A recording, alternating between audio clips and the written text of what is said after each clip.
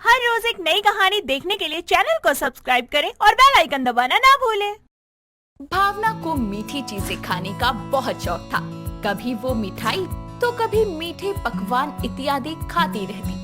भावना अपने कमरे में सोई हुई थी। तभी शोरगुल की आवाज से अचानक उसकी नींद खुल जाती है और वो अंगड़ाई लेती हुई उठकर बोलती है, ये गली वाले भी ना सुबह सुबह अपनी चेचे पेपे की आवाज से मेरी नींद खराब कर देते हैं। कितना प्यारा और मीठा सपना देख रही थी। सपने में मीठे मीठे गुलाब जामुन खा रही थी। हाय क्या टेस्टी थे, मुंह में पानी आ गया। भावना ये कहते हुए जैसे ही घड़ी की तरफ अपनी नजर घुमाती है तो वो बोलती है, ओह शिट, 9 बज गए। अब जल्दी जल्दी रेडी होना पड़ेगा वरना कॉलेज पहुंचने में देर हो जाएगी। भावना फुर्ती के साथ रेडी होकर नीचे आती है, जहाँ उसकी माँ माला उसे बोलती है, बस बस अब थम भी जा, ये क्या तूफान मेल बनी हुई है। माँ जल्दी से कुछ खाने को दे दो, लेट हो रही हूँ। अरे बिटिया, तू इतनी हड़बड़ी मचाएगी तो कैसे चलेगा। बैठ तो सही, देख तेरे लिए मीठे चीले बनाए हैं मैंने। भावना जल्दी से प्लेट से चीले उठाकर उसे खाती हुई कॉलेज के लिए निकल जाती है और कॉलेज की क्लास खत्म होने के बाद वो बाहर आकर बोलती है, कॉलेज आने के चक्कर में सुबह जल्दी जल्दी मैंने खाया भी नहीं अच्छे से। पेट में गुड़गुड़ हो रही है, अब क्या खाऊं।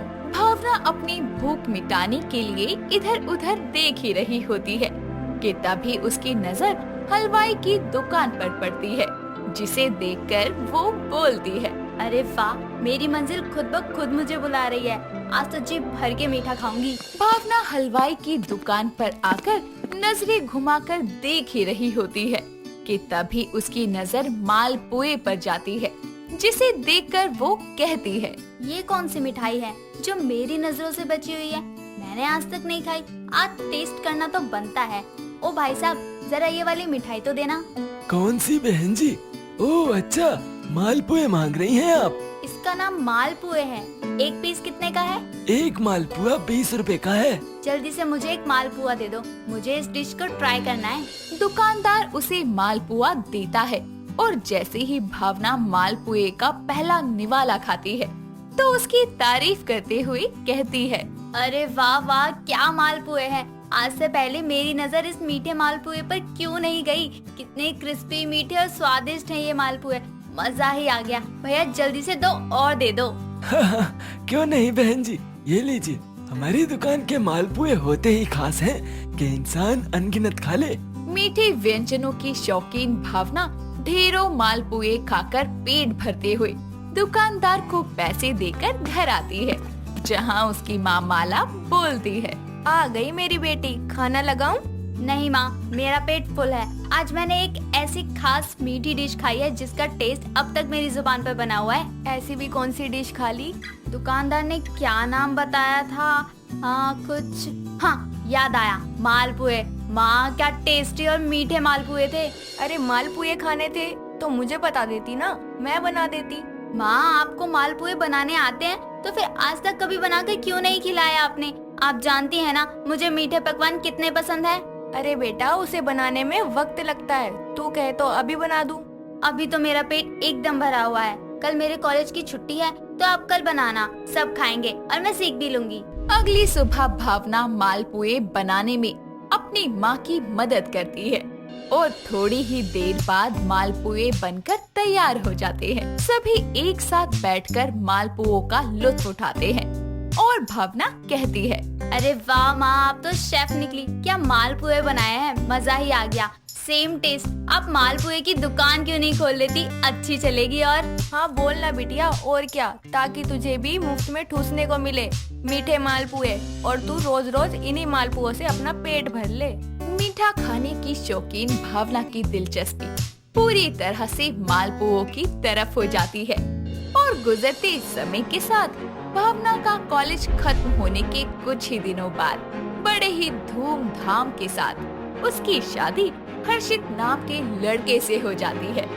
भावना अपने ससुराल आती है, जहां उसकी सास सविता उसका स्वागत करते हुए बोलती है, आजा बहू, अपने शुभ कदमों से इस कलश को गिराकर ससुराल में कदम रख।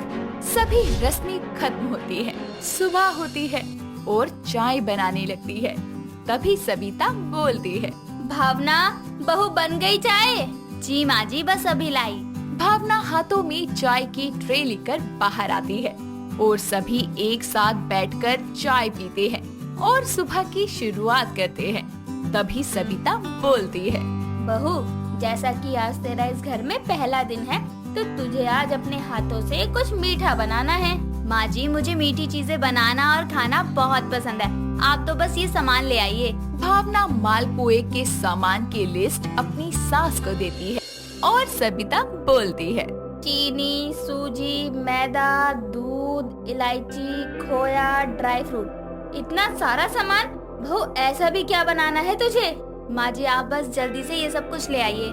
सबिता लिस्ट लिए हुए बनिए की दुकान से मालपुए बनाने का सामान खरीद लाती है, जिसके बाद भावना अपनी पहली रसोई की रस्म को पूरी करती हुई मालपुए बनाती है और टेबल पर रखते हुए कहती है, टेंटेडैन, गर्मा गर्म स्वादिष्ट मालपुए हाजिर हैं। लग ही रहा था मुझे कि तू यही बनाने वाली है। पूरा घर मालपुए की खुशबू से महक उठा है। चल अब जल्दी से परोस दे। हाँ माँ जी, खाकर बताइए कैसे बने हैं। सभी एक साथ मालपुए खाना शुरू करते हैं और हर्षित तारीफ करते हुए बोलता है, वाह भावना, तुम्हारे हाथों में तो जादू है। मैं नहीं जानता था कि तुम इतने अच्छे मालपुए बनाती हो। सच में बहू, क्या गजब के मालपुए बनाए हैं तूने। मुझे तो हर्षित के नानी के हाथों के मालपुए की याद आ गई। वो भी ऐसे ही स्वादिष्ट मालपुए बनाती थी और सबसे ज्यादा तो होली और दिवाली जैसे शुभ अवसरों पर मालपुए खाकर ही त्योहारों की शुरुआत होती थी। अच्छा माँ जी।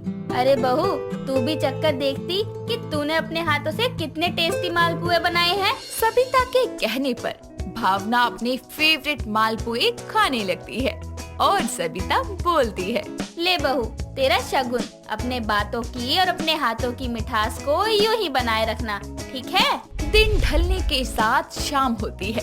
तभी किचन में सब्जी बना रही भावना मोहल्ले से आ रही खुशबू की तरफ खिंची चली जाती है और कहती है, लगता है कोई मेरे फेवरेट मालपुए बना रहा है। अब तो मुझे जाना ही पड़ेगा। भावना मालपुए की खुशबू की ओर मंत्रमुग्ध होकर उसी घर में जा पहुंचती है जहां मालपुए बन रहे होते हैं, जिसे देखकर वो बोलती है, मैं जानती ही थी कि ये खुशबू मालपुए की ही है। अरे सबिता की बहुरिया, तू यहाँ आवा बैठा। तो के भी मालपुआ पसंद है का? बहुत ही ज्यादा पसंद है मुझे। ये ले फिर आराम से खाओ। भावना जैसे ही मालपुए का एक निवाला खाती है, तभी वो बोलती है, जी, इसमें आपने गुड़ डाला है क्या? हाँ बहुरिया, तोरी जुबान तो बहुते तेज है। पल भर में स्वाद का पता लगा ली। ये आटे और गुड़ का मालपुआ है। आटे और गुड़ से भी मालपुए बनते हैं क्या? मुझे तो सिर्फ मैदे का ही आता है। हाँ, वो भी खाए में नीक लागत है, पर ज्यादा मैदा का इस्तेमाल सेहत के खातिर ठीक नहीं है। पर ये गुड़ आटे का मालपुआ खाए से कोनो नुकसान नहीं होखत है। और ये हम लोगों के बिहार में तो ये छठ, व्रत, होली, दिवाली जैसन खास मौके पर जरूर बनावल जाता है। अब तो मैं भी इस टेस्टी गुड़ वाले मालपुए को जरूर ट्राई करूंगी। भावना ये बोल ही रही होती है कि तभी अचानक सबिता के चिल्लाने की आवाज सुनकर भावना बोलती है, आई माँ जी। अच्छा चंदा आंटी जी, मैं चलती हूँ। आपके मालपुए बहुत यम्मी और सॉफ्ट हैं। मैं एक लेती जाऊँ? अरे काहे नहीं बहुरिया, एगो का तो दू गो ले जा, कोनो दिक्कत नहीं। हम एक परात बनाए हैं। भावना हाथों में मालपुए लेकर घर आती है, जहाँ सबिता कहती है, अरे बहू, कहाँ चली गई थी? कम से कम जाने से पहले गैस तो बंद करती जाती। पूरी सब्जी जल गई।